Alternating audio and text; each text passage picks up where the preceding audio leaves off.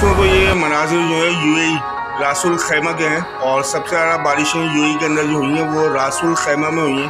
हालांकि Dubai Abu Dhabi में इतनी बारिश नहीं है।